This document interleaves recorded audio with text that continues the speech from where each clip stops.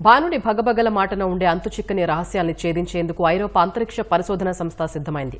సూర్యుడి వెలుపలి వలయమైన కరోనా గురించి లోతైన పరిశోధనలు చేసేందుకు వినూత్న ప్రయోగానికి శ్రీకారం చుట్టింది. ప్రోబా-3 పేరుతో PSLV C-59 ద్వారా కాసేపట్లో జంట ఉపగ్రహాల్ని నింగిలోకి పంపనుంది. ఈ ప్రయోగానికి సంబంధించి ప్రత్యేక చర్చా కార్యక్రమం ప్రత్యక్ష ప్రసారం ద్వారా చూద్దాం.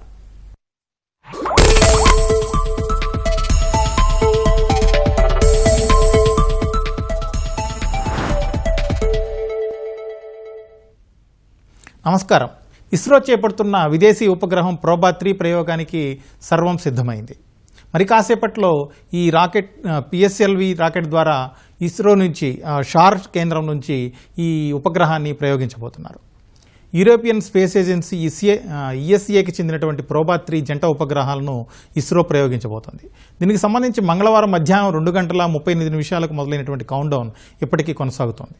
సూర్యుడిపై పరిశోధనల కోసం ESAకి చెందిన 550 కిలోల బరువున్న ప్రోబా-3 జంట ఉపగ్రహాలను PSLV C-59 నిర్దేశిత కక్షలోకి ప్రవేశపెట్టబోతోంది. ప్రోబా-3లో ఉండే 2 ఉపగ్రహాలు సూర్యుడి బాహ్య వాతావరణం అలాగే సౌర కరోనాపై అధ్యయనం చేస్తాయి. దీనికి సంబంధించి మన చర్చలో పాల్గొనేందుకు 3 అతిథులు ఉన్నారు. డాక్టర్ వి శేషగిరిరావు గారు, ఇస్రో విశ్రాంత అసోసియేట్ డైరెక్టర్, అలాగే బైరిశెట్టి మల్లికార్జునరావు గారు, అంతరిక్ష వ్యవహారాల నిపుణులు, అలాగే కె బాలాజీరెడ్డి గారు, అంతరిక్ష సాంకేతిక నిపుణులు. శేషగిరిరావు గారు, ఇప్పుడు PSLV C-59 ద్వారా చేస్తున్న యూరోపియన్ స్పేస్ ఏజెన్సీకి చెందినటువంటి ఈ ప్రోబా-3 జంట ఉపగ్రహాల ప్రయోగం లక్ష్యాలేంటి? ఈ ప్రోబా-3 యూరోపియన్ స్పేస్ ఏజెన్సీకి సంబంధించిన ఉపగ్రహం అండి. ఈ ప్రోబా-3 దాదాపు 600 కేజీల వెయిట్ ఉంటుంది. దీన్ని 600 కిలోమీటర్లు ఇంటూ 60,000 కిలోమీటర్లు దీర్ఘవృత్తాకార పరిధిలో ఒక కక్షలో ప్రవేశపెట్టడం జరుగుతుంది. దీనికోసం PSLV XL అనే రాకెట్ వాడుతున్నారు. PSLV XL అనేది PSLV ఉన్న అనేక రకాల కాన్ఫిగరేషన్స్లో అత్యధికంగా బరువు తీసుకెళ్లే వెహికల్స్లో PSLV XL ఒకటనమాట. సో కాబట్టి దీన్ని ఉపయోగించి యూరోపియన్ స్పేస్ ఏజెన్సీ వాళ్ళు సూర్యగోళాన్ని పరిశీలించటానికి ప్రోబా-3ని ప్రయోగించనున్నారన్నమాట. ఈ ప్రోబా-3లో 2 శాటిలైట్స్ ఉంటాయండి. ప్రయోగించేప్పుడు 2 కలిసే ఉంటాయి. ప్రయోగించిన తర్వాత 600 ఇంటూ 60,000 కిలోమీటర్ల కక్షలోకి ఉన్నప్పుడు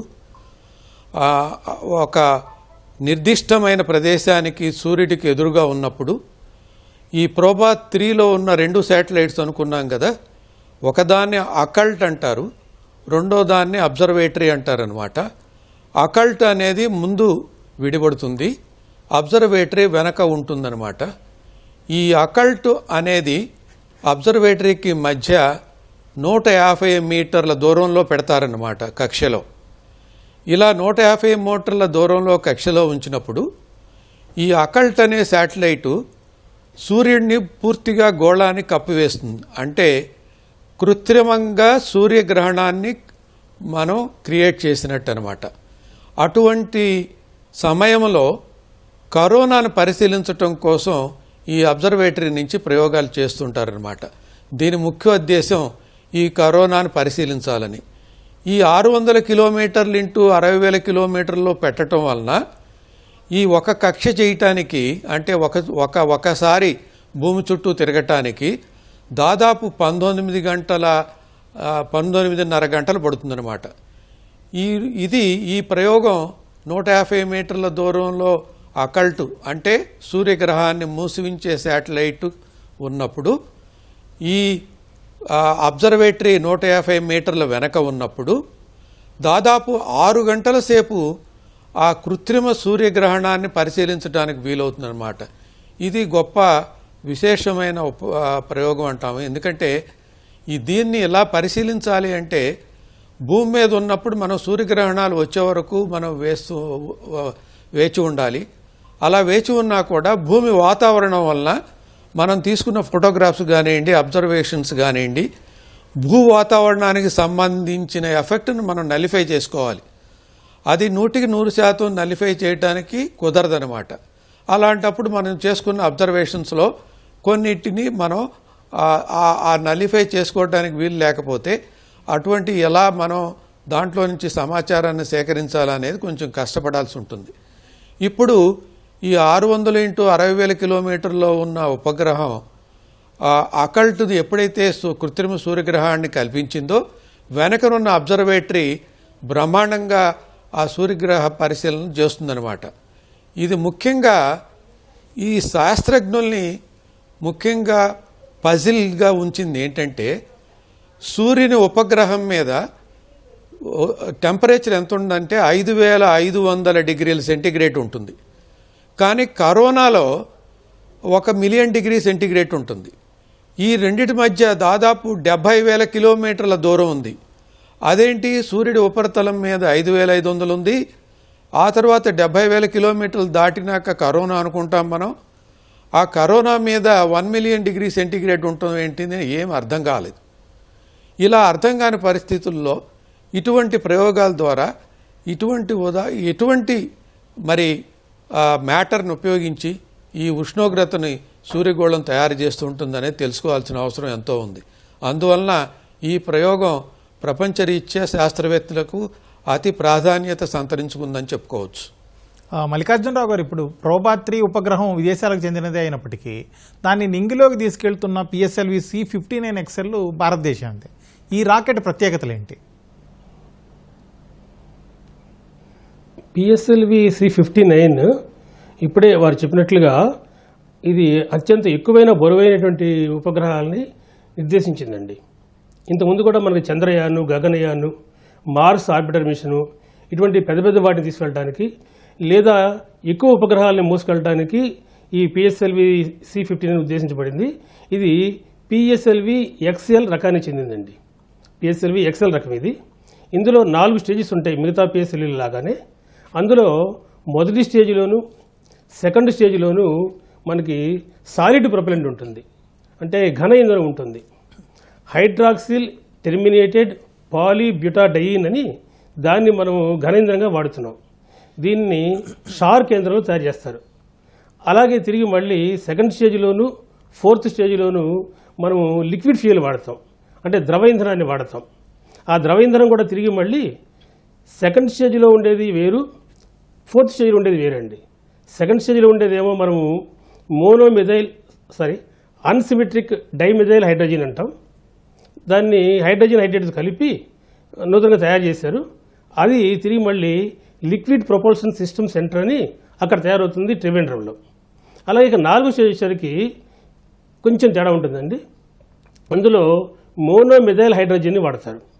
ఆ మోనోమెథైల్ హైడ్రోజన్ని కూడా తిరిగి మళ్ళీ ఈ లిక్విడ్ ప్రొపల్షన్ సిస్టమ్ సెంటర్లో తయారు చేస్తారు.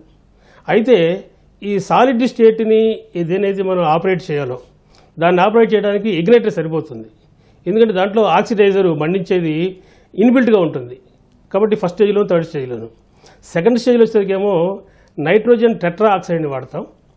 అదే ఫోర్త్ స్టేజ్ వచ్చేప్పటికి మళ్ళీ లిక్విడ్ ఇంజిన్ కాబట్టి లిక్విడ్ స్టేజ్ కాబట్టి అక్కడ తిరిగి మళ్ళీ ఇగ్నైట్ చేయడం కోసం మనము అక్కడ మిక్చర్ ఆఫ్ నైట్రోజన్ ఆక్సైడ్ని నైట్రిక్ ఆక్సైడ్స్ని వాడతామండి. ఈ రకంగా నైట్రేట్ ఆక్సైడ్ని వాడతాం.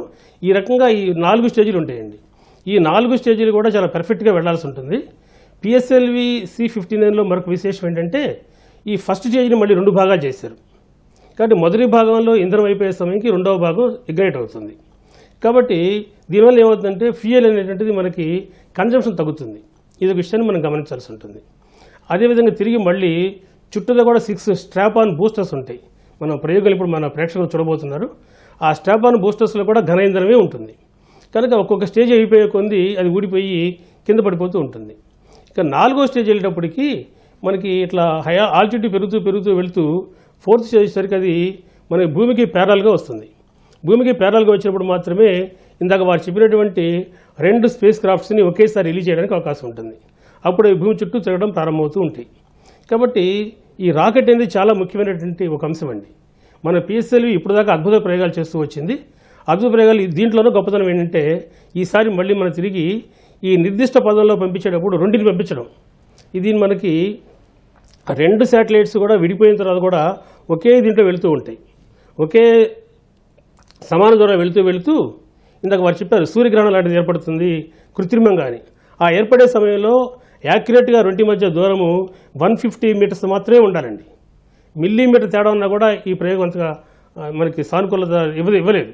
కాబట్టి అంత యాక్యురేట్గా పంపించడం కోసం ఒక ప్రెసిషన్ ఫ్లైటింగ్ అనేటువంటిది ఈసారి ఉంది. మొట్టమొదటిసారిగా ఈ ప్రెసిషన్ ఫ్లైటింగ్ విధానంలో ప్రపంచంలోనే మొట్టమొదటిసారిగా PSLV C-59 చేయబోతుందండి. ఇది దాని యొక్క ప్రత్యేకత. Okay sir. బాలాజీ రెడ్డి గారు, ఇప్పుడు సూర్యుడికి సంబంధించి శాస్త్ర ప్రపంచం తెలుసుకోవాలనుకుంటున్న సీక్రెట్స్ ఏంటి? ఒకదాని వెంట ఒకటి జరుగుతున్న ఈ ప్రయోగాల ఉద్దేశాలు ఏంటి అసలు? ఈరోజు ప్రయోగం ముఖ్య ఉద్దేశం ఏంటంటే కరోనల్ మాస్ హీటింగ్ గురించి స్టడీ చేయడానికి ప్రధానంగా ఉద్దేశించబడింది. అలాగే సూర్యుడి బాహ్య వాతావరణం గురించి కూడా స్టడీ చేయడానికి. ఇప్పుడు ఇవి రెండు ఎందుకు స్టడీ చేయాలి అనే ప్రశ్న ఉదయిస్తుంది. ఎందుకంటే ఈ సన్ సర్ఫేస్ మీద, ఫోటోస్పియర్ మీద ఈ సన్ స్పాట్స్ అండ్ సోలార్ తుఫాన్స్ ఇవన్నీ వస్తూ ఉంటాయండి. సో వీటి వల్ల ఏమవుతుందంటే మన భూమి చుట్టూ మనం ఏర్పరచుకున్న టెలికమ్యూనికేషన్స్ నెట్వర్క్ కానీ, ఆ తర్వాత నావిగేషన్ సిస్టమ్స్ కానీ, పవర్ గ్రిడ్ నెట్వర్క్ సిస్టమ్స్ కానీ ఇవన్నీ దెబ్బతింటాయి. సో అది దెబ్బతినకుండా మనకు ముందుగానే ఇన్ఫర్మేషన్ కనుక ఉంటే at least we can mitigate that effect of solar తుఫాన్స్ కానీ, ఆ తర్వాత సన్ స్పాట్స్ కానీ. సో ఈ కరోనా అనేది చాలా కీలకమైన లేయర్ అన్నమాట ఈ సూర్య నక్షత్రంలో. దీని ఎఫెక్ట్ ఎక్కువగా ఆ సన్ స్పాట్స్ ఫార్మేషన్ మీద, సోలార్ తుఫాన్స్ మీద ఎక్కువగా ఉంటుంది. కాబట్టి కరోనాను క్లియర్గా స్టడీ చేయాలనే ఉద్దేశంతో ఈ ప్రయోగం యాక్చువల్గా జరుగుతోంది. దీన్ని ఇంకొంచెం వివరంగా తెలుసుకోవాలంటే సూర్యుని 6 పార్ట్స్ చేస్తారు. ఫస్ట్ వచ్చి కోర్, అంటే సూర్య గర్భం. ఎక్కడైతే న్యూక్లియర్ ఫ్యూజన్ ప్రాసెస్ మొదలవుతుందో దాన్ని కోర్ ఆఫ్ ద సన్ అంటారు. ఆ తర్వాత వచ్చేది కన్వెక్టివ్ జోన్. ఈ కన్వెక్టివ్ జోన్ ఏం చేస్తుందంటే రేడియేటివ్ జోన్లో నుండి హైడ్రోజన్ నిల్వల్ని సూర్యగర్భానికి పంపిస్తూ ఉంటుంది ఆ న్యూక్లియర్ ఫ్యూషన్ ప్రాసెస్ కోసం. కన్వెక్టివ్ జోన్ తర్వాత రేడియేటివ్ జోన్ వస్తుంది. ఆ తర్వాత ఫోటోస్పియర్, అంటే సూర్యుడి ఉపరితలం. ఇది 200 మైళ్ళ లోతు వరకు ఉంటుంది, పైకి కాదు. సూర్య ఉపరితలం నుండి 200 మైళ్ళ లోతు వరకు ఉండేదాన్ని ఫోటోస్పియర్ అంటాం. యాక్చువల్గా ఈ ఫోటోస్పియర్ నుండే మనకు కాంతి ఎనర్జీ అన్నీ కూడా సూర్యుడి నుండి లభిస్తాయి. సో ఆ తర్వాత సూర్య ఉపరితలం నుండి 6000 కిలోమీటర్ల ఎత్తు వరకు క్రోమోస్పియర్ ఉంటుంది. ఇది 5వ పార్ట్. దాని తర్వాత వచ్చేది కరోనా. నిజం చెప్పాలంటే ఈ కరోనా అనేది నియరెస్ట్ ప్లానెట్ మెర్క్యూరీ, బుధుడు ఉన్నారు కదా, అంతవరకు వ్యాపించి ఉంటుంది. అంటే 3,50,00,000 కిలోమీటర్ల దూరంలో ఉన్న బుధగ్రహం వరకు కూడా ఈ కరోనా వ్యాపించి ఉంటుంది. కానీ మనకు క్లియర్గా కనపడేది సూర్యోపరితలం నుండి 10,00,000 కిలోమీటర్ల వరకు మాత్రమే. సో అక్కడ టెంపరేచర్ డిఫరెన్సెస్ ఎక్కువగా మన ఎక్స్పర్ట్స్ చెప్పినట్టు పైకి పోయే కొద్దీ పదార్థ సాంద్రత తగ్గిపోవాలి. కొంత దూరం వరకు అలాగే జరుగుతుంది. బట్ ఆ తర్వాత తగ్గుదల రేట్ ఎక్కువ ఉండదు. ఆ తర్వాత 12,000 కిలోమీటర్ల ఎత్తులో టెంపరేచరు, అలాగే అది 15,000 కిలోమీటర్ల ఎత్తున ఒక టెంపరేచరు, 17,000 కిలోమీటర్ల ఎత్తున ఇంకో temperature. So maximum 20 lakhs degree centigrade వరకు వెళ్తూ ఉంది. సో అసలు ఇది ఎలా జరుగుతోంది? పైకి వెళ్ళే కొద్దీ టెంపరేచర్ తగ్గాలి కానీ ఎక్కువ కాకూడదు. మరి ఇది ఎందుకు జరుగుతోంది అనే దాని మీద ఈ హీలియోఫిజిక్స్లో ఇది ఒక అద్భుతమైన, చాలా గొప్ప సీక్రెట్గా అనుకుంటారు. దీన్ని ఆన్సర్ చేయడానికి ట్రై చేసిన వాడు ఫ్రెడ్ ఫాయిల్ అనేసి ఇన్ఫాల్ థియరీని ఆయన ప్రపోజ్ చేశాడు. ఎందుకు కరోనాలో హైట్ పైకి వెళ్లే కొద్దీ టెంపరేచర్ ఎందుకు పెరుగుతుంది అని. అతను చెప్పడం ఏంటంటే సూర్యుడు యాక్చువల్గా తన గ్రహ కుటుంబాన్ని తీసుకొని మిల్కీవే గెలాక్సీలో గెలాక్టిక్ సెంటర్స్ చుట్టూ 200 మైళ్ళ పర్ సెకండ్ అంత వేగంతో వెళ్తూ ఉంటాడు. సో ఆయన దారి మధ్యలో సూర్యుడికి ఏమవుతుందంటే హైడ్రోజన్ యాటమ్స్ ఉన్న వాయు మేఘాలు ఎదురవుతాయి. ఎప్పుడైతే సూర్యుడు వాటికి దగ్గర అవుతాడో తన మూమెంట్లో ఆర్బిట్ చేస్తూ ఆ హైడ్రోజన్ యాటమ్స్ను ఆకర్షిస్తాడు. మొదట దాని వెలాసిటీ తక్కువగా ఉంటుంది, కానీ రాను రాను వాటి వెలాసిటీ పెరుగుతుంది. ఎప్పుడైతే వాటి వెలాసిటీ పెరిగి సూర్య వాతావరణంలోకి ప్రవేశించడానికి మొదలు పెట్టగానే ఆ రాపిడికి అక్కడ టెంపరేచర్, ఉష్ణోగ్రత జనిస్తూ ఉంది అని ఫ్రెడ్ హాయిల్ అని ఆయన దాన్ని ప్రపోజ్ చేశాడు. బట్ ఇంకా అది కంప్లీట్గా అయితే దాన్ని ప్రూవ్ కాలేదు. సో ఈ సౌర తుఫాన్లు, ఈ సౌర మచ్చలు, వీటి గురించి ముందు తెలుసుకోవాలంటే కరోనా గురించి పూర్తిగా స్టడీ చేయడం చాలా అవసరం. ఇప్పుడు మన ఎక్స్పర్ట్స్ చెప్పినట్లుగా ఈ ప్రోబో 3లో 2 రకాల స్పేస్ క్రాఫ్ట్స్ ఉన్నాయి. అకల్టర్ స్పేస్ క్రాఫ్ట్ ఒకటి, కరోనాగ్రాఫ్ స్పేస్ క్రాఫ్ట్. దీనికి ముందు 2 విషయాలు తెలుసుకోవాలి. అకల్టేషన్ అండ్ సరే ట్రాన్సిట్ సార్, ఓకే. అంటారు ప్రాసెస్ను. ఎస్ అండి. సరే సార్, ఓకే. శేషగిరిరావు గారు, గతంలో ప్రోబా 1, 2 కూడా ప్రయోగించారు. వాటికి ఈ ప్రోబా 3కి ఉన్నటువంటి తేడా ఏంటి? ప్రోబా 1, 2 అంతకుముందు ప్రయోగించున్నారండి. నిజంగా చెప్పాలి అంటే ప్రోబా 1 శ్రీహరికోట నుంచే ప్రయోగించారు. ప్రోబా 1 ముఖ్యంగా ఓకే. భూమి శేషగిరిరావు గారు స్టడీ చేయడానికి. శేషగిరిరావు గారు, ఓకే. అయితే ఇప్పుడు లేటెస్ట్ డెవలప్మెంట్ ఏంటంటే ఈ ప్రయోగాన్ని వాయిదా వేసినట్టుగా తెలిసింది. ప్రయోగం వాయిదా వేయడానికి కారణాలు ఏమై ఉండొచ్చు అంటారు?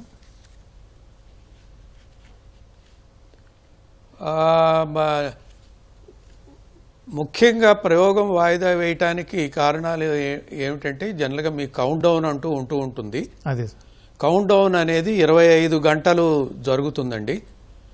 ఈ కౌంట్ డౌన్ జరిగే ప్రక్రియలో ఎటువంటి అబ్జర్వేషన్ తేడా ఉన్నా కూడా ఆ అబ్జర్వేషన్కి సంబంధించిన సమస్యలు ఏదైనా ఉంటే ఆ సమస్యలు అక్కడ లాంచ్ అథారిటీ బోర్డు అని ఉంటుందన్నమాట. ఆ లాంచ్ అథారిటీ బోర్డుకి గనక నివేదించినట్లయితే వాళ్ళు ఆ సమస్యని ఎక్స్పర్ట్స్తో అక్కడ డిస్కస్ చేసి ఆ డిస్కషన్స్లో వచ్చే దాన్ని బట్టి మనకి సమయం 25 గంటలు గనక మనం కౌంట్ డౌన్ అని పెట్టి మనం స్టార్ట్ చేసినా కూడా దాదాపు 2 గంటలు దాంట్లో కుషన్ ఉంటుంది. అంటే ఏదైనా చిన్న సమస్యలు అవాంతరాలు ఏర్పడినట్టయితే ఆ 2 గంటల సమయంలో మనం వాటిని సమీక్షించి వాటిని దాన్ని మనం కరెక్ట్ చేసుకుని మళ్ళీ లాంచ్ చేయడానికి వీలవుతుంది అనమాట. అది కనుక ఆ 2 గంటల సమయం కన్నా మించి మనకు అవసరం ఉంటే దానికి సంబంధించింది బట్టి వాయిదా వేస్తారనమాట. అదొకటి. రెండవది ఏంటంటే ఈ లాంచ్ చేసే ముందు దాదాపు గంట ముందు, అరగంట ముందు అన్ని వ్యవస్థలను రెడీగా ఉన్నాయా లేవా అని అడుగుతారు. ఒకటేంటంటే లాంచ్ కాంప్లెక్స్ వ్యవస్థ, దాంట్లో ఉన్న ఇన్స్ట్రుమెంటేషన్లన్నీ పనిచేయాలి గ్రౌండ్లో ఉన్నది. రెండో వ్యవస్థ ఏంటంటే శాటిలైట్ను కూడా ఒకసారి స్విచ్ ఆన్ చేసి చూస్తారు. అన్ని వ్యవస్థలు బాగా పనిచేయాలి. ఈ 2 వ్యవస్థల్లోనూ ఎప్పుడైనా ఏదైనా అవాంతరం ఉన్నట్లయితే దాన్ని పరిశీలించి వాయిదా వేయడానికి అవకాశం ఉంటుంది. ఇక మూడోది ఏంటంటే వాతావరణం. మనం వాతావరణం ఈ మధ్య చూసాము. అక్కడ కొంచెం వాతావరణం కనుక చూసినట్లయితే వర్షాలు అధికంగా పడ్డాయి తమిళనాడు ఆ ప్రాంతాల్లో. ఈ ప్రతి రాకట్టుకి ఎంత గాలి తట్టుకోవటానికి వీలుంటుంది, స్ట్రక్చర్స్ స్టెబిలిటీ అని ఒక ఫ్యాక్టర్ ఉంటుంది. ఆ స్ట్రక్చర్స్ స్టెబిలిటీని ఫ్యాక్టర్ తట్టుకునేంత వేగంలో కనుక ఉంటే గాలి మనం లాంచ్ చేయడానికి వీలుంటుంది. ఆ స్ట్రక్చర్స్ ఫ్యాక్టర్ తట్టుకోవటానికి వీల్లేనంత వేగం కనుక ఉంటే ఆ వేగం తగ్గే వరకన్నా వెయిట్ చేయాలి. లేదనుకుంటే మనం ఇంకో రోజుకు వాయిదా వేయాలన్నమాట. ఇటువంటి రకాల కారణాలతోనే జనరల్గా వాయిదా వేయటానికి అవకాశం ఉంది. మరి ఈ ప్రస్తుతం మీరు వాయిదా పడిందని చెప్తున్నారు కాబట్టి మమ్మల్ని అందరినీ స్టూడియోలో పెట్టారు, బయట చూసి తెలుసుకోవటానికి. అదే సార్, శేషగిరిరావు గారు, మీరు అన్నట్టు ఇస్రో నుంచి కూడా ఒక మెసేజ్ సర్క్యులేట్ చేశారు. Due to an anomaly detected Proba 3 space craft PSLV C-59 launch rescheduled to tomorrow at 16-12 hours అని ఇచ్చారు వాళ్ళు మెసేజ్. ఏంటి ఆ కారణాలు? అనామలీ డిటెక్టెడ్ అంటే ఏమేమి ఉండొచ్చు? ఎలాంటి? హాఫ్ అన్ అవర్ ముందు, అరగంట ముందు ఆన్ చేస్తారనమాట. అన్ని వ్యవస్థలు బాగా పనిచేస్తేనే spacecraft director go ahead అని ఇస్తారనమాట. ఏ వ్యవస్థ పని చేయకపోయినా ఏదైనా మరి అక్కడ ఉన్నటువంటి శాటిలైట్ని దాని దగ్గరికి వెళ్ళి పరీక్షించకుండా రిమోట్గా బాగు చేయడానికి వీలుంటే వెంటనే ప్రయత్నిస్తారు. రిమోట్గా బాగు చేయడానికి వీలు లేకపోతే దాన్ని అవసరమైన పరీక్షలు చేయడానికి సమయం కావాలి కాబట్టి వాయిదా వేస్తారు. కాబట్టి మీరన్నట్టుగా చివరి అరగంటలోనూ చివరి గంటలోనూ వాతావరణానికి సంబంధించింది అయితే చివరి గంటలోనూ, మరి రాకెట్ వ్యవస్థలు ఆ తర్వాత శాటిలైట్ వ్యవస్థ గురించిన అయితే చివరి అరగంటలోనూ చూసి ఇటువంటి నిర్ణయాలు తీసుకుంటూ ఉంటారు. మనం అనుకున్నట్టుగానే కరెక్ట్గానే శాటిలైట్కి సంబంధించిన అనామలీ అని మీరు చెప్పారు. సో కాబట్టి ఆ అనామలీ వచ్చింది కాబట్టి ఆ అనామలీ కరెక్ట్ అయ్యే వరకు వాయిదా పడుతుంది. తర్వాత ఏంటంటే ప్రతి రాకెట్టు ఉపగ్రహాన్ని ప్రయోగించేప్పుడు ఏం చేస్తూ ఉంటారంటే లాంచ్ విండో అని ఉంటుంది. ఈరోజు లాంచ్ విండో 4 గంటల 8 నిమిషాలు. 4 గంటల 8 నిమిషాల నుంచి ఎంతసేపటి వరకు మనకి రాకెట్ ప్రయోగించడానికి వీలవుతుంది అంటే 4:08 తర్వాత 4:09కి చేయొచ్చా, 10కి చేయొచ్చా, లేకపోతే ఇంకా 10 నిమిషాల తర్వాత చేయొచ్చా అని ఒక అరగంట 20 నిమిషాలు చాలా శాటిలైట్స్ వాళ్ళు లాంచ్ విండో ఇస్తూ ఉంటారు. మరి ఈ శాటిలైట్కి లాంచ్ విండో లేదనుకోండి, లేకపోతే మనం చిన్న సమస్య వచ్చినా ఇట్లా వాయిదా వేసుకోవడానికి అవసరం ఉంటుంది. కారణం ఏంటంటే ముఖ్యంగా శాటిలైట్ ఉపగ్రహం ప్రయోగించేప్పుడు రాకెట్ నుంచి విడివడంగానే సూర్యరశ్మి పడేట్టుగా చూస్తారనమాట. ఎందుకంటే వెంటనే మనం సోలార్ ప్యానల్స్ నుంచి విద్యుత్ శక్తి ఉత్పత్తి చేయాలి. ఇటువంటి కారణాలు చాలా ఉంటాయి. Okay sir. మల్లికార్జునరావు గారు, ఇప్పుడు నిన్న మొదలైనటువంటి ఈ కౌంట్డౌన్ ఏదైతే ఉందో సుమారు 23 గంటల పైనే సాగింది. ఇట్లాంటి పరిస్థితుల్లో చివరి అరగంట ముందు వాయిదా వేశారు. ఎందుకు? ఇంక ఇతరత్ర కారణాలు ఏమై ఉండొచ్చు ఉన్నపళంగా వాయిదా పడ్డానికి? అంటే ఆల్రెడీ మీ దగ్గర రిపోర్ట్ ఉంది కాబట్టి ఆ మెసేజ్ వచ్చిందంటారు మీరు. ఆ మెసేజ్లో వాళ్ళు స్పష్టంగా ప్రోబా 3లో వచ్చినటువంటి ప్రాబ్లం అని చెప్పారంటున్నారు మీరు. ఓకే. కాబట్టి ఈ రాకెట్లో వచ్చేటువంటి ఎలా జరుగుతుందంటే ఈ కౌంట్డౌన్ అనేది ఇది కంప్యూటర్ చేస్తారు. ఇందాక నేను చెప్పినట్టుగా ప్రతి స్టేజ్ని ఈ కంప్యూటర్ స్టడీ చేస్తూ ఉంటుంది కంటిన్యూస్గా. అంటే అందులో సాలిడ్ ఫ్యూయల్ సరిగ్గా ఉందా లేదా, తక్కువ ఉందా, స్పెసిఫిక్ ఇంపల్స్ అని థ్రస్ట్ అనమాట. అంటే పర్ సెకండ్కి ఎంత థ్రస్ట్ వస్తుంది, ఆ థ్రస్ట్ వచ్చేంతగా ఇంధనం ఉందా లేదా, ఇవన్నీ ఒక్కోటి వాళ్ళు టెస్ట్ చేస్తారు. అలాగే ఇగ్నిషన్ సరిగ్గా ఉన్నాయా లేవా, దాంతోపాటుగా ఒక స్టేజ్ అయిపోగానే మరొక స్టేజ్ ఎగ్రేట్ అవ్వడానికి కావాల్సిన అన్ని రకాల పరిస్థితులు ఉన్నాయా, ఇవన్నీ కూడా కంటిన్యూస్గా ఈ కౌంట్డౌన్లో బయటపడుతూ ఉంటాయి. ఎక్కడైనా తప్పు వచ్చిందనుకోండి, వెంటనే కంప్యూటరు స్టాప్ అనే కమాండ్ ఇస్తుంది. స్టాప్ అనే కమాండ్ ఇవ్వగానే వాళ్ళు ఏం చేస్తారంటే వెంటనే ఆ చిన్న మిస్టేక్స్ ఏమైనా ఉంటే వాటిని రెక్టిఫై చేస్తారు. ఒకసారి మళ్ళీ అది రెక్టిఫై అయిన తర్వాత మళ్ళీ కౌంట్డౌన్ కంటిన్యూ అవుతుంది. మళ్ళీ కంటిన్యూ అయిన తర్వాత మళ్ళీ స్టాప్ వచ్చిందనుకోండి, మళ్ళీ చేస్తారు. ఇలా కంటిన్యూస్గా ఆ స్టాప్ అనేది రానంత వరకు చేసుకుంటూ పోతూ ఉంటారు. ఒక సందర్భంలో ఏం జరుగుతుందంటే స్టాప్ స్టాప్ స్టాప్ స్టాప్ అని చెప్పేసి రకరకాలుగా కమెంట్స్ వస్తుంటాయి. అంటే ఇంకేదో ప్రాబ్లం ఉందని అర్థం. కాబట్టి ఆ ప్రాబ్లమ్స్ని రెక్టిఫై చేస్తుంటారు. జరుగుతుంటుంది, కంటిన్యూస్ జరుగుతుంటుంది ఈ ప్రాసెస్ అనేది. సర్వసాధారణంగా ఈ స్టాప్ రావడం, దాన్ని సరిచేయడం లాంటివి సహజమైన అంశాలే.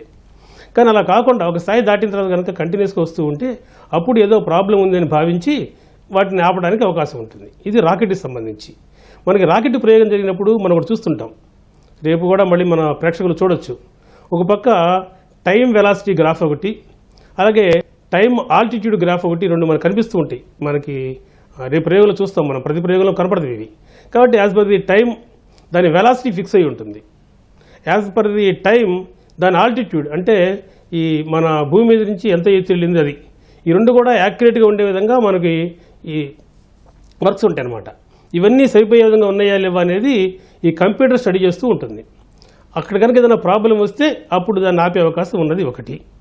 ఇప్పుడు మీరు చెప్పినట్లుగా ఇప్పుడు మనకు వచ్చినట్టు మెసేజ్ ప్రకారం కనుక పోతే యాజ్ ఇట్ ఈస్గా వెళ్ళేవనైతే బహుశా రాకెట్లో ఏం తప్పు ఉన్నట్టుగా మాకు అనిపించట్లేదు. రెండవది ఏంటంటే ఇందాక నీకు మీరు చెప్పినట్టుగా అది ఇంజెక్ట్ చేసే సమయంలో వారు శేషగిరిరావు గారు చెప్పినట్టుగా చక్కగా మరి వాతావరణం వెదరింగ్ ఎట్లా ఉంది, ఇప్పుడు అసలే బంగాళాఖాతంలో మనకి ఈ తుఫాను వాతావరణం కనపడింది కాబట్టి అక్కడ ఏదైనా మార్పులు ఉండే పని అయితే కనుక ఈ ప్రయోగాన్ని ఆపే అవకాశం ఉంది. బహుశా ఇప్పుడు చెప్పిన దాంట్లో అది కూడా లేదని మనకు అర్థమవుతుంది. అంటే వాతావరణం యొక్క విషయం కూడా అయ్యి ఉండకపోవచ్చు. ఇంకా ఏమై ఉండొచ్చు అంటే లోపల ప్రోబా 3లో 2 మనకి అకల్ట్ స్పేస్ క్రాఫ్ట్ ఒకటి, దాంతోపాటు తిరిగి మళ్ళీ కరోనాగ్రాఫ్ స్పేస్ క్రాఫ్ట్ 2 ఉన్నాయి. ఈ స్పేస్ క్రాఫ్ట్ 2 బయటికి రావాలి. బయటకు వచ్చిన తర్వాత ఏమవుతుందంటే అండి, బయటకు వచ్చే 2 ఒకేసారి బయటకు వస్తాయి. ఒకేసారి బయటకు వచ్చిన తర్వాత ఉండే కొంచెం దూరం వెళ్తాయి. ఇలా దూరం వెళ్ళిపోతూ ప్రయాణం చేస్తూ ఉంటాయి. అవి ఇక తిరుగుతూ ప్రారంభిస్తుంటాయి, పరిభ్రమిస్తూ ఉంటాయి. ఒకసారి పరిభ్రమించడానికి ఆ 19 నిమిషాల సుమారుగా 59 నిమిషాలు ఏదో పడుతుంది. ఆ పట్టేటప్పుడు అక్కడ లోపల మళ్ళీ వాటి కమాండెంట్స్ ఉంటాయండి.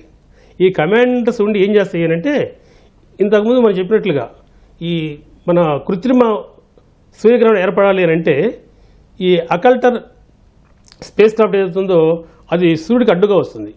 సూర్యుడికి అడ్డుగా వచ్చినప్పుడు దాని నీడ ఏర్పడుతుంది. ఆ నీడ ఏర్పడినప్పుడు అక్కడ ఒక 150 మీటర్స్ దూరంలో దాని నీడ 8 మీటర్స్ ఉంటుంది డయామీటర్. ఆ 8 మీటర్స్ సరిపోయే విధంగా ఈ కరోనాగ్రాఫ్ స్పెక్ట్రోమీటర్ ఇమడాలి. అది 1 మిల్లీమీటర్ తేడా ఉన్నా సరే మనకి కరెక్ట్గా పాక్షిక సూర్యగ్రహణం ఏర్పడదు తప్పితే సంపూర్ణ సూర్యగ్రహణం ఏర్పడదు. అట్లా వచ్చే విధంగా ఆ సిస్టమ్ అంతా పనిచేయాలి. అంటే దాని లోపల కంప్యూటర్స్ కానీ కమాండర్స్ కానీ ఉపకరణాలు ఇవన్నీ పనిచేయాలి. కాబట్టి ఈ ప్రోబా 3ని కూడా బహుశా వాళ్ళు టెస్ట్ చేస్తూ ఉండుండొచ్చు. ఆ టెస్ట్ చేస్తున్నప్పుడు అక్కడ ఏదైనా ప్రాబ్లం వచ్చిందని వాళ్ళకి అనిపించి ఉండొచ్చు. అందువల్ల ప్రోబా 3లో వచ్చినట్టు ఈ ప్రాబ్లం వల్ల ప్రస్తుతాన్ని మేము ఆపుతున్నాము అన్నారు. ఇక ఆ తర్వాత మరి దాన్ని అలాగే ఉంచేసి చిన్నవి కనుక అయ్యే పని అయితే రిమోట్ కంట్రోల్ ద్వారా చేస్తారా, లేకపోతే మళ్ళీ తిరిగి దాన్ని డిసెంబల్ చేసి మళ్ళీ తిరిగి ఇస్రో కేంద్రంలో కిందకి దింపి మళ్ళీ దాన్ని చేయాల్సి ఉంటుందా, ఇదనేది మనకి తెలియాల్సి ఉందండి. Okay sir. బాలాజీరెడ్డి గారు ఆగడానికి అవకాశం. Okay sir. బాలాజీరెడ్డి గారు, గతంలో ఇట్లాంటి ముఖ్యమైన ప్రయోగాలు ఎప్పుడైనా వాయిదా పడ్డ సందర్భాలు ఉన్నాయా? దానికి కొన్ని ఉదాహరణలు ఏమని చెప్పగలరా? అవునండి, చాలాసార్లు ఇటువంటి ఉపగ్రహాలు పంపించేస్తున్నప్పుడు జీరో ఎర్రర్ ఆ కాన్సెప్ట్ మీద ప్రయోగాన్ని వాయిదా వేయడం కానీ లేకపోతే కంటిన్యూ చేయడం కానీ జరుగుతుంది. అన్నీ అనుకూలించి మనం అనుకున్న విధంగా మనం పంపిస్తున్న స్పేస్ క్రాఫ్ట్ను సరైన కక్షలో కనుక ప్రవేశపెట్టగలిగే ఎగ్జాక్ట్ సిస్టమ్ కనుక, సెల్ఫ్ మానిటరింగ్ సిస్టమ్ కనుక ఫీడ్బ్యాక్ ఇచ్చిందంటే తప్పనిసరిగా దాన్ని ప్రయోగిస్తూ ఉంటారు. సో ఎప్పుడైతే ఇటువంటి టెక్నికల్ ప్రాబ్లమ్స్ వస్తుందో, శేషగిరిరావు గారు మల్లికార్జునరావు గారు చెప్పినట్లు వాతావరణ పరిస్థితులు కూడా ఒక్కోసారి దీన్ని ఇన్ఫ్లుయెన్స్ చేస్తుంది. సో వీటన్నిటిని దాటుకొని పూర్తిగా అన్ని సిస్టమ్స్ ఒకదాని తర్వాత ఒక సీక్వెన్స్లో పనిచేయాల్సిన సిస్టమ్స్ అన్నింటినీ కూడా సెల్ఫ్ కరెక్ట్ చేసుకునే సిస్టమ్ ఉంది. కాబట్టి దాన్ని బేస్ చేసుకొని మనం దాని ప్రయోగానికి సిద్ధంగా ఉన్నామా, ప్రయోగిస్తామా వద్దా అనే నిర్ణయాన్ని మన శాస్త్రవేత్తలు తీసుకుంటారండి. Okay sir. అలాగే శేషగిరిరావు గారు, ఇస్రో అంటేనే చాలా ఇటీవల కాలంలో వరుసగా విజయవంతమైనటువంటి ప్రయోగాలు చేస్తుంది. ఇస్రో చరిత్రలో ఇటీవల కాలంలో ఎప్పుడైనా ఈ విధంగా ప్రయోగాలు చివరి దశలో వాయిదా పడిన సందర్భాలు ఉన్నాయా? వాయిదా వేస్తూ ఉంటారండి. నాకు తెలిసి 4-5 ఎగ్జాంపుల్స్ ఉన్నాయి. అందులో ముఖ్యంగా చెప్పుకోవాల్సిన ఎగ్జాంపుల్ చెప్తాను నేను. ఏంటంటే ఇప్పుడు మనం చూసాం ఈ వాయిదా పడిన ప్రక్రియలో T-30 minutes ఆ ప్రాంతాల్లో శాటిలైట్ డైరెక్టర్ ఇచ్చిన సమాచారాన్ని బట్టి వాళ్ళు ప్రోబా ఉపగ్రహంలో సమస్య ఉందని చెప్పారు కాబట్టి వాయిదా వేశారు. అది అంతా అయిపోయినాక అన్నీ సక్రమంగా అందరూ క్లియరెన్స్ ఇచ్చినాక కూడా T-16 minutes దగ్గర నుంచి ఆటో లాంచ్ సీక్వెన్స్ అని కంప్యూటర్ రన్ చేస్తామన్నమాట. ఈ ఆటో లాంచ్ సీక్వెన్స్ ఏంటంటే, ఇప్పుడు T-30 minutesలో ఎవరైనా హోల్డ్ అడిగితే మామూలుగానే అక్కడ ఉన్న టైమింగ్ క్లాక్ని ఎవరైతే ఈ ఫెసిలిటీస్ డైరెక్టర్స్ ఉన్నారో వాళ్ళు స్టాప్ బటన్ ద్వారా కమాండ్ ఇచ్చి కౌంట్ డౌన్ ఆపేయచ్చు. ఎప్పుడైతే T-16 minutes తర్వాత ఆటో లాంచ్ సీక్వెన్స్ రన్ చేస్తారో ఏ మనిషి ద్వారా, ఏ హ్యూమన్ బీయింగ్ ద్వారా ఈ కంట్రోలు, ఈ కౌంట్ డౌన్ ఆపటానికి కుదరదనమాట. It is fully under the control of a computer program. ఈ T-16లో అది సీక్వెన్స్ ప్రకారం telemetry data, stage data, subsystems data, ground data, countdown data, everything is being checked for every 20 milliseconds frame and it takes decisions whether to go ahead or not. First GSLV Mark II flight తీసుకున్నట్టయితే ఈ auto launch sequence కూడా అతి సక్రమంగా జరిగి మనం ఒక రాకెట్ని ప్రయోగించాలి అంటే దాదాపు 400 టన్నుల బరువున్న రాకెట్ని లిఫ్ట్ చేయాలి అంటే దానికి సమాంతరంగా 400 టన్నులకు మించిన థ్రస్ట్ జనరేట్ చేయాలి. ఈ థ్రస్ట్ ఒక క్షణంలో జనరేట్ చేయడానికి కుదరదు. మనం T0 దగ్గర రాకెట్ పైకి లేపాలి అంటే దాదాపు T-3 minutes దగ్గర, T-1 minute దగ్గర కొన్ని రాకెట్స్ని, సాలిడ్ మోటార్ రాకెట్స్ని ఫైర్ చేయడం జరుగుతుంది. GSLVలో ఏముందంటే కోర్ సాలిడ్ మోటార్ ఉంటుంది, స్ట్రాపాన్స్ లిక్విడ్ మోటార్స్ ఉంటాయి. T-3.5 minutesలో లిక్విడ్ మోటార్స్ని ఆన్ చేశారు. అందులో కండిషన్ ఏంటంటే, సాఫ్ట్వేర్ కండిషన్, ఈ 4 లిక్విడ్ మోటార్స్ 90% థ్రస్ట్ జనరేట్ చేసిన తర్వాత ఈ మధ్యలో ఉన్నటువంటి సాలిడ్ మోటార్ని ఇగ్నైట్ చేయాలి. అని ఒక లాజిక్ అన్నమాట. ఈ 4 స్ట్రాపాన్లు ఇగ్నైట్ అయిన తర్వాత T-1 సెకండ్ దగ్గర కంప్యూటర్ చెక్ చేయగానే ఏమైంది అంటే 3 మోటార్లు 90% దాటి థ్రస్ట్ లెవెల్ వచ్చింది. ఒక మోటార్ 60% దగ్గరే థ్రస్ట్ లెవెల్ ఇవ్వటం జరిగింది. అలా ఇవ్వటం వలన రాకెట్కి ఇబ్బంది, స్క్యూ ఏర్పడుతుంది. కాబట్టి వెంటనే ఆ 4 లిక్విడ్ మోటార్స్ని కాబట్టి ఆ కంప్యూటర్ ఆ 4 మోటార్స్ని స్విచ్ ఆఫ్ చేసేసింది. అంటే it actually the motors were aborted and the vehicle was saved. And then later on ఆ తర్వాత ఏం జరిగిందంటే రాకెట్ను పరీక్షించి అది ఎక్కడ ప్రాబ్లం ఉందో తెలుసుకుని దాన్ని సరిచేసి 15 రోజులు నుంచి 20 రోజుల వ్యవధిలోనే మళ్ళీ లాంచ్ చేయడం జరిగిందనమాట. ఇది అత్యంత ఉద్విగ్నతతో కూడిన ప్రమాదకరమైనటువంటిది అనమాట. ఎందుకంటే అప్పటికే మోటార్స్ ఇగ్నైట్ అయినాయి. ఈ ఇస్రో శాస్త్రవేత్తల యొక్క ఘన కీర్తి అని చెప్పుకోవచ్చు. అటువంటి సాఫ్ట్వేర్ తయారు చేసి లాంచ్ ప్యాడ్కి మిగతా చుట్టుపక్కలకి ఎటువంటి ప్రమాదం జరగకుండా 1 సెకండ్ దగ్గర కూడా దాన్ని అబార్ట్ చేసి ఎటువంటి నష్టం లేకుండా 20 రోజుల తర్వాత మళ్ళీ లాంచ్ చేసి సక్సెస్ చేయగలిగారు. ఇప్పుడు ఇలాంటివి తీసుకున్నారనుకోండి T-30 మినిట్స్ దగ్గర ఇలాంటివన్నీ ఇవన్నీ ఏంటంటే వెల్ కంట్రోల్డ్. ఎందుకంటే ఏది ఈ ఇంధనం కానీ ఏది అంటించడం జరగలేదు, అంతా మన కంట్రోల్లోనే ఉంది. చివరి నిమిషంలో పూర్తి చేయాల్సిన ఇంధన ప్రక్రియను కూడా మనం ఆపుకోవచ్చు. ఇది కంట్రోల్డ్ పోస్ట్పోన్మెంట్.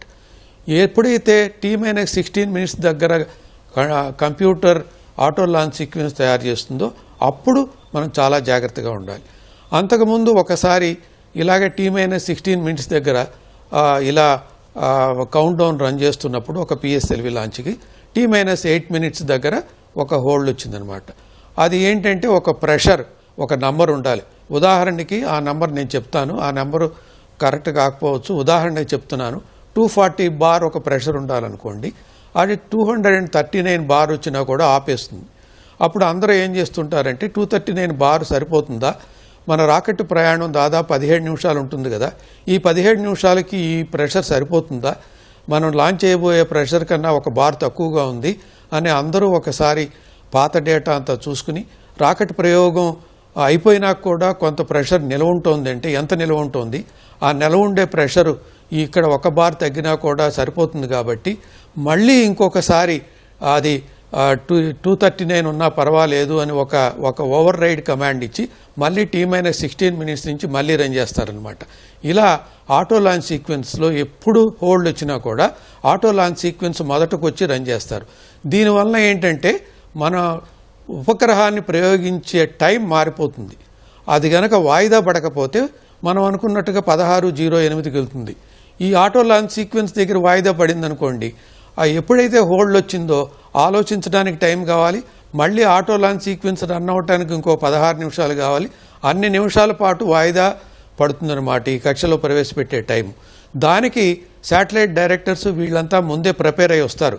మనకి ఇలా వాయిదా పడినా కూడా ఎన్ని వాయిదాలు మనం తీసుకోవచ్చు, 2 వాయిదాల దాకా పర్వాలేదు అనుకుంటే 2 వాయిదాలు తీసుకుంటారు. లేదండి 1 వాయిదా వరకే సరిపోతుంది, 2వ వాయిదా దగ్గరికి వెళ్ళేసరికి అయితే శాటిలైట్ ఇంజెక్షన్ టైంకి మా అబ్జర్వేషన్స్కి మ్యాచ్ కాదు అని వాళ్ళు కనుక డాక్యుమెంటేషన్ చేసి ఉన్నట్టయితే దాని ప్రకారం జరుగుతుందన్నమాట. ఇది నిత్యం జరిగే ప్రక్రియ. దీంట్లో వాయిదా పడినంత మాత్రాన సమస్యలు ఉన్నట్టు కాదు, సమస్య మాత్రం పరిష్కరించాల్సిన అవసరం ఉంటుంది. ఈ ప్రతి స్పేస్ ఫేరింగ్ నేషన్స్కి ఇవన్నీ జరుగుతూ ఉంటాయి, కరెక్ట్ చేసుకుంటూ వెళ్తూ ఉంటారు, ఎటువంటి ఇబ్బంది లేదు. బాలాజీ రెడ్డి గారు, రేపు మళ్ళీ 4:12 ప్రయోగం చేపడతామని చెప్పి ఇస్రో ప్రకటించింది. అంటే కౌంట్ డౌన్ మళ్ళీ ఎప్పుడు మొదలు పెట్టాల్సి ఉంటుంది దీనికి? అది మనం ఇప్పుడు అనుకున్న టెక్నికల్ ప్రాబ్లమ్స్ అన్ని రెక్టిఫై అయిన తర్వాత వాళ్ళు డెసిషన్ తీసుకుంటారండి జనరల్గా. సో అంటే నిర్దిష్ట సమయం ఏముండదు, అంటే ఇన్ని గంటల పాటు కౌంట్ డౌన్ జరగాలి, ఆ తర్వాతే ప్రయోగం చేపట్టాలనే నిర్దిష్ట ప్రమాణాలు ఏమైనా ఉంటాయా? అవును సార్, జనరల్గా ఈ ప్రాసెస్ను బ్యాక్వర్డ్ ఇంటిగ్రేట్ చేసుకుంటూ వస్తారు.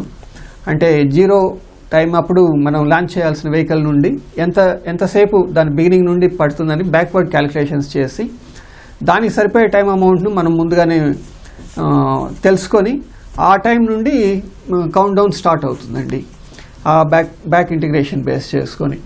సో ఇప్పుడు కూడా ఆల్మోస్ట్ చాలా స్టేజెస్ను దాటి వచ్చింది, సెల్ఫ్ మానిటరింగ్ సిస్టమ్, అది SMS అంటారు. సో ఇప్పుడు ఇక్కడ నిలిచిపోయిన తర్వాత ఉన్న టెక్నికల్ ప్రాబ్లమ్స్ అన్నీ కూడా క్లియర్ అయిపోయిన తర్వాత 1-2 సార్లు చెక్ చేసుకొని, ఎందుకంటే ప్రతి రాకెట్ ప్రయోగం కూడా ఎంతో డబ్బుతోనూ ఎఫర్ట్తోనూ ముడిపడి ఉన్న అంశము. సో ఏ చిన్న పొరపాటు జరిగినా కూడా అది డబ్బులే కాదు, అన్ని ఏళ్ళు పడిన కష్టం కూడా, శాస్త్రవేత్తల ఎఫర్ట్ కూడా వేస్ట్ అవుతుంది. అందువల్ల 1-10 సార్లు చెక్ చేసుకున్న తర్వాతే 100% రిలయబిలిటీ కన్ఫర్మ్ అయిన తర్వాతనే ఏ రాకెట్నైనా కూడా తర్వాత మళ్ళీ ప్రయోగిస్తారు సార్. Okay sir. అయితే బాలాజీ గారు, అలాగే నిన్న మధ్యాహ్నం 2:30 గంటలకు ఈ కౌంట్డౌన్ అనేది మొదలుపెట్టారు. ఈరోజు 4:08 ప్రయోగం జరగాల్సి ఉంది. ఇప్పుడు ఈ చివరి క్షణంలో వాయిదా పడడం వల్ల మళ్ళీ రేపు 4:12 ప్రయోగం చేస్తామన్నారు. అంటే దానికి తగిన సమయం సరిపోతుందా ఈ కౌంట్డౌన్ సమయం? అది మొదట టెక్నికల్ ప్రాబ్లమ్స్ అవాయిడ్ అయిన తర్వాత, అవి ఫిక్స్ చేసిన తర్వాత టాప్ లెవెల్ శాస్త్రవేత్తలంతా కూర్చొని తీసుకోవాల్సిన డెసిషన్ అండి అది. బహుశా ISRO may take some more time to reveal that time figure కూడా సార్. సో మొదట కన్ఫర్మేషన్ అనేది అన్ని ప్రాబ్లమ్స్ ఫిక్స్ అయిందా లేదా అనేది ఫస్ట్ ప్రయారిటీ. ఆ తర్వాత ఏ టైం నుండి మళ్ళీ మనం కౌంట్ డౌన్ స్టార్ట్ చేయాలి అని అనుకునేది అది నెక్స్ట్ ప్రయారిటీగా తీసుకుంటారండి. Okay sir. మల్లికార్జునరావు గారు, ఇప్పుడు ఈ ప్రోబా ద్వారా కృత్రిమ సూర్యగ్రహణాన్ని సృష్టించి దాని ద్వారా ఈ ప్రయోగాన్ని పరిశీలిస్తారు, పరిశోధన చేస్తారు అని చెప్పారు. అసలు ఈ కృత్రిమ సూర్యగ్రహణం అంటే ఏంటి, అది ఎలా సాధ్యమవుతుంది, ఏ విధంగా చేస్తారు? అంటే మనకి సూర్యగ్రహణం గురించి మనకు తెలుసండి. సూర్యుడికి భూమికి మధ్యలో చంద్రుడు అడ్డం వస్తాడు. ఈ మూడు ఒకే సడరేఖ మీదకి వస్తాయి.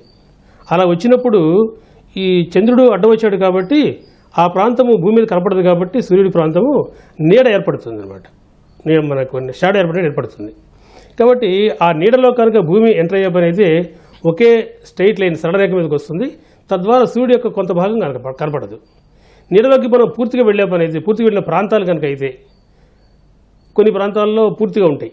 ఆ ప్రాంతాల్లో సంపూర్ణ సూర్యగ్రహణము, ఎక్కడైతే సగం మాత్రమే ఉన్నదో అక్కడ అసంపూర్ణ సూర్యగ్రహణం అంటాం. మన దాన్ని పార్షియల్ సోలార్ ఎక్లిప్స్ అంటే అది జరుగుతుంది.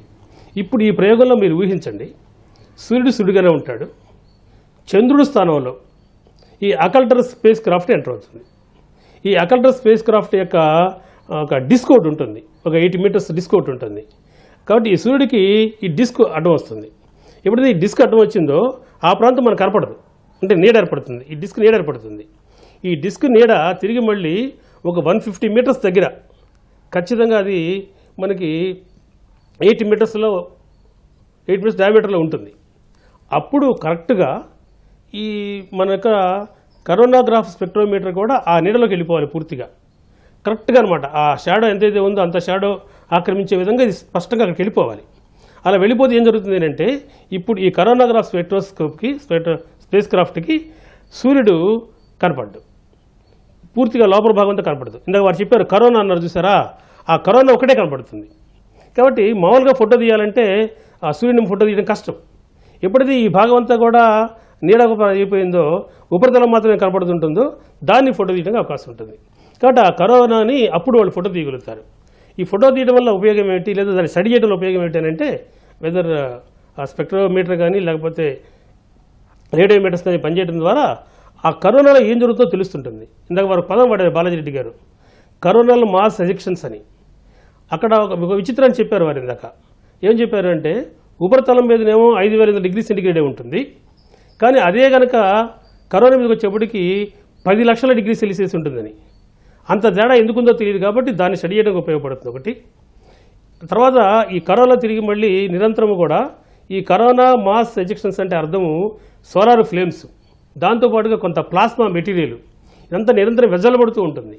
ఈ వెజ్జలబడే దానిని అది ఎందుకు ఏర్పడుతుంది, ఏ పరిస్థితుల్లో ఏర్పడే అవకాశం ఉన్నది, దాన్ని మనం స్టడీ చేయడం ద్వారా తర్వాత ఏదైనా నివారణ కోసం చూడగలమా, వీటి కోసం ఈ ప్రోబ్ ఉంటుందన్నమాట. మామూలుగా అయితే మనం సంపూర్ణ సూర్యగ్రహణంలో మాత్రమే చూడగలటువంటి కరోనాని ఇప్పుడు మనము ప్రతి ఒక రౌండ్లో కూడా ఒక 16 నిమిషాల పాటు సమయం ఉంది, అంతసేపు అది చూడగలుగుతూ ఉంటుందన్నమాట. సో అంతసేపు చూడటం ద్వారా తిరిగి మళ్ళీ మనకి కరోనాకు సంబంధించినటువంటి ఇప్పుడు దాకా తిరిగి రహస్యాలు అవుతున్నాయో వాటిని తీసుకునే అవకాశం ఉంటుంది. కానీ అది న్యాచురల్గా ఏర్పడుతుందని మనం సూర్యగ్రహణం అన్నాం. ఇప్పుడు మనం దీన్ని ఏర్పాటు చేస్తున్నాం కాబట్టి దీన్ని కృత్రిమ సూర్యగ్రహణం అని అంటున్నాం మనం. తద్వారా ఈ కరోనా మాస్ ఎజెక్షన్స్ని ఇందాక వారు చెప్పారు, చాలా విషయాలు చెప్పారు.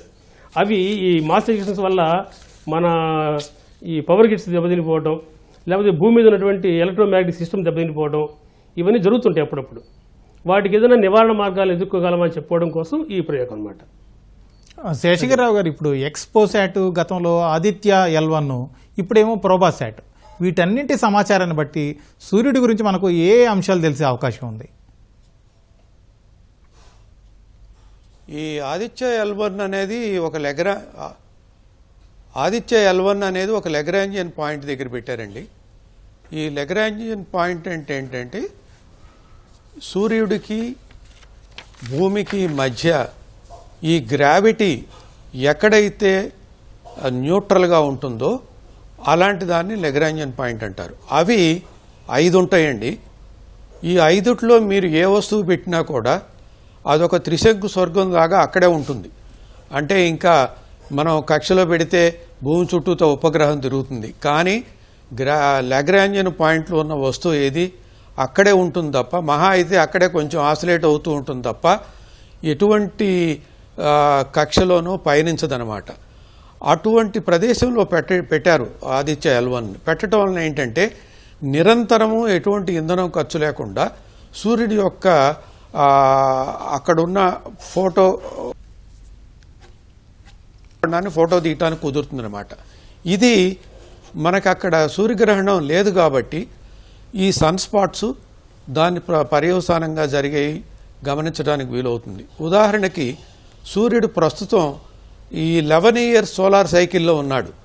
ఈ 11 ఇయర్స్ సోలార్ సైకిల్లో ఉన్న తరువాత ఏమవుతుందంటే సూర్యుడు north pole south pole flip అవుతుందన్నమాట. అంటే నార్త్ పోల్ సౌత్ పోల్ అవుతుంది, సౌత్ పోల్ నార్త్ పోల్ అవుతుంది. ఇలా ఫ్లిప్ అయిన ఫినామినా దాదాపు 1 సంవత్సరం పాటు ఉంటుంది. ఈ క్రమేణా జరుగుతూ ఉంటుందన్నమాట. ఇటువంటి పరిస్థితుల్లో ఏం జరుగుతుంది అక్కడ అనేది అందరికీ ఒక ఉత్కంఠ, శాస్త్రజ్ఞులందరికీ. ఈ ప్రోబా అటువంటి పరిశీలించడానికి కూడా ఉపయోగపడుతుంది. అలాగే ఎక్స్పోసాట్లో ఈ యొక్క అట్నుంచి ఎటువంటి కిరణాలు వెలువడతాయి అనేది పరిశీలించడానికి ఉపయోగిస్తారనమాట. ఈ ultraviolet race, gamma race, alpha beta gamma race ఇవన్నీ వస్తాయి. ఈ వాయువులన్నీ దాదాపు 220 కిలోమీటర్ల పర్ సెకండ్ దగ్గర నుంచి 400 కిలోమీటర్ల పర్ సెకండ్ వేగంతో పయనిస్తాయి అన్నమాట. అంత వేగంతో వెలువడే ఇటువంటి పార్టికల్స్ని వాళ్ళు పరిశీలించుతూ ఉంటారన్నమాట. అసలు ఈ వేగం ఎక్కడి నుంచి పుంజుకొస్తోంది? ఇప్పుడు కరోనా మాస్ ఎజెక్షన్ అనుకుంటున్నాం కదా, ఈ కరోనా మాస్ ఎజెక్షన్కి అసలు మాస్ ఎక్కడి నుంచి వస్తుంది? సూర్యుడు ఉపరితలం నుంచి చాలా గ్యాప్ ఉంది. కరోనా మాస్ ఎజెక్షన్ కొన్నిసార్లు భూ అయస్కాంత తుఫాన్లు ఏర్పడినప్పుడు క్యారింగ్టన్ ఎఫెక్ట్ అని 1859లో వచ్చింది. అటువంటి ఎఫెక్ట్ కనుక వచ్చినట్టయితే, క్యారింగ్టన్ ఎఫెక్ట్ 1859 సెప్టెంబర్లో వచ్చినప్పుడు భూమి మీద పెద్దగా ఈ ఎలక్ట్రానిక్ గ్యాడ్జెట్స్ లేవు. ఆ ఎలక్ట్రానిక్ గ్యాడ్జెట్స్లో మహా అయితే టెలిప్రింటర్ ఉండేది. కొన్ని చోట్ల టెలిప్రింటర్లో పెట్టిన పేపర్ కూడా నిప్పంటుకుంది. అంతటి ఎలక్ట్రోమాగ్నెటిక్ పవర్ఫుల్ స్టామ్ రావడానికి అవకాశం ఉంది. కానీ అందరు అడగొచ్చు, 1859 నుంచి ఇంతవరకు మనకి ఇలాంటి ఎలక్ట్రోమాగ్నెటిక్ స్టామ్ రాలేదా అంటే వచ్చింది. ఈ భూమి అనేది ఏం చేస్తుంది మనందరికీ తెలుసు. సూర్యుడి చుట్టూ తిరగడానికి 364 రోజులు 365 రోజులు పడుతుంది.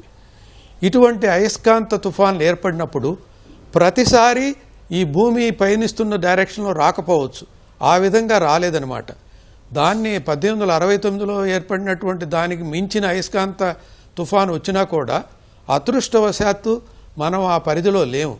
ఒకవేళ ఆ తుఫాను ఏర్పడినా కూడా 1 గంటన్నరలో మీకు అంతకుముందు ఎంత వాయువులు ఇస్తాయో అనుకున్నాం, 1 గంటన్నరలో అది పయనించి ఆ క్షేత్రం అంతా క్లియర్ అయిపోతుంది అనమాట. భూమి మనం 365 రోజులు కదండి. ఒక డైరెక్షన్లో ఇటువంటి తుఫాను ఏర్పడినప్పుడు అక్కడ భూమి కనుక లేకపోతే మళ్ళీ రావడానికి కొంత టైం పడుతుంది. అప్పటికి అది సమస్య పోతుంది. ఆ విధంగా తప్పించుకున్నాం. ఇప్పుడు ఈ 3 మీరు ఇందాక చెప్పారు. ఇదే కాకుండా పార్కర్ అబ్జర్వేటరీ కూడా ఉంది. అది సూర్యుడి చుట్టూ తిరుగుతోంది. దాదాపు 40 మిలియన్ల కిలోమీటర్ల దాకా అది దగ్గర తీసుకెళ్లాలని ప్రయత్నం. ఇప్పుడు దాదాపు 16 పైగా ఆర్బిట్స్ చేస్తుంది. ఇటువంటి సమాచారాన్ని అంతా గ్రహించి ఒకవేళ కరోనల్ మాస్ ఎజెక్షన్ అయస్కాంత తుఫాన్లు భూమి వైపుకి వచ్చేటట్టయితే మనం చేయాల్సింది ఏంటి? మన వల్ల చేయాల్సింది ఏంటంటే ఎలక్ట్రానిక్ గ్యాడ్జెట్స్ అన్నీ ఆఫ్ చేసుకోవాలి. ఈ గంటన్నర సేపు లేదా మళ్ళీ ఈ అయస్కాంత తుఫాన్ తాలూకు పరిమాణం తగ్గేంత వరకు ఆఫ్ చేసుకుని ఉంచితే చాలా వరకు దీని నుంచి రక్షింపబడతాం. లేదంటే ఎక్కడ లిఫ్ట్లు ఎక్కడ ఆగిపోతాయి, ఎక్కడ కంప్యూటర్లు ఎక్కడ ఆగిపోతాయి, శాటిలైట్లకు ప్రాబ్లం వస్తుంది, కమ్యూనికేషన్కి ప్రాబ్లం వస్తుంది, వందల కొలది వేల కొలది ఎయిర్ ఫ్లైట్స్లో ఉంటాయి. ఇది అంతా చాలా ప్రమాదకరమైన పరిస్థితి. క్యారింగ్టన్ ఎఫెక్ట్ లాంటిది కనుక వచ్చేటైతే చాలా ప్రమాదమైన పరిస్థితి. ఈ పరిస్థితులు రాకుండా మనం కనుక ఐఎండీలో తుఫాన్లు రాకుండా ఎటువంటి సమాచారానికి వెబ్సైట్ పెట్టుకున్నామో చాలా కంట్రీస్ అలాంటి వెబ్సైట్ని పెట్టుకుని కరోనల్ మాస్ ఎజెక్షన్ వచ్చినప్పుడల్లా వాటి పరిమాణం ఎంత దూరం వెళ్ళారంటే వాటి పరిమాణాన్ని కరోనల్ మాస్ ఎజెక్షన్ వచ్చి లేదా చిన్న అయస్కాంత తుఫాన్ ఏర్పడినప్పుడు కూడా K1, K2, K3 parameter K parameters అని ఉంటాయి. K పారామీటర్ కనుక 2.5 కనుక ఎక్కువ ఉన్నట్టయితే భూమి మీద అల్ట్రావైలెట్ రేస్ ఎక్కువ ఉండే అవకాశం ఉంటుంది. అల్ట్రావైలెట్ రేస్ కనుక ఉంటే బీచ్కి వెళ్ళి ఎక్కువ టైం స్పెండ్ చేసే వాళ్ళకు వార్నింగ్స్ ఇస్తారు. మీరు బీచ్కి వెళ్ళకండి, వెళ్ళినా అన్ని దుస్తులు ధరించి వెళ్ళండి, లేదంటే మీకు అల్ట్రావైలెట్ కిరణాలు బారిన పడతారు. అంత దూరం వరకు మనం ఇటువంటి హెచ్చరికలు చేసుకోవచ్చు అన్నమాట. ఈ హెచ్చరికలు చేసుకోవటానికి ఆ తర్వాత కరోనాను పరీక్షించడానికి ఇవే కాదు, ఈ పార్కర్ ప్రోబే కాదు, సోహో దగ్గర నుంచి దాదాపు 15 నుంచి 20 అబ్జర్వేటరీలు ఉన్నాయి. ఈ అబ్జర్వేటరీలు అన్నీ పనిచేస్తున్నాయి. కాబట్టి ఏ అబ్జర్వేటరీకి కృత్రిమ సూర్యగ్రహణాన్ని కల్పించి పరిశోధించే కెపాసిటీ పెట్టలేదు అందులో, దీని ఒక్కదానికే ఉంది. కాబట్టి దీని డేటాను కూడా అనుసంధానిస్తే ఇప్పుడు మనం మాట్లాడుకున్న అన్ని విషయాల్లోనూ భూమి మీద మనం మానవాళి అంతా జాగ్రత్త పడటానికి, సరైన హెచ్చరికలు చేసుకోవటానికి, దాని నుంచి మనకున్నటువంటి ఎలక్ట్రానిక్ గ్యాడ్జెట్స్ అన్ని ఈ కమ్యూనికేషన్ వ్యవస్థలన్నీ కాపాడుకోవటానికి మనకు కొంత వ్యవధి చిక్కుతుంది. అందువలన ఇటువంటి ప్రయోగాలన్నీ చేసి మానవాళిని రక్షించుకోవాలని ప్రయత్నం అన్నమాట. Okay sir. ఇస్రో ద్వారా తలపెట్టినటువంటి ప్రోబా 3 ప్రయోగం చివరి అరగంట ముందు వాయిదా పడింది. సాంకేతిక కారణాలతో ఈ ప్రయోగాన్ని వాయిదా వేస్తున్నామని, రేపు 4 గంటల 12 నిమిషాలకి మరి తిరిగి ప్రయోగం చేపడతామని ఇస్రో ప్రకటించింది.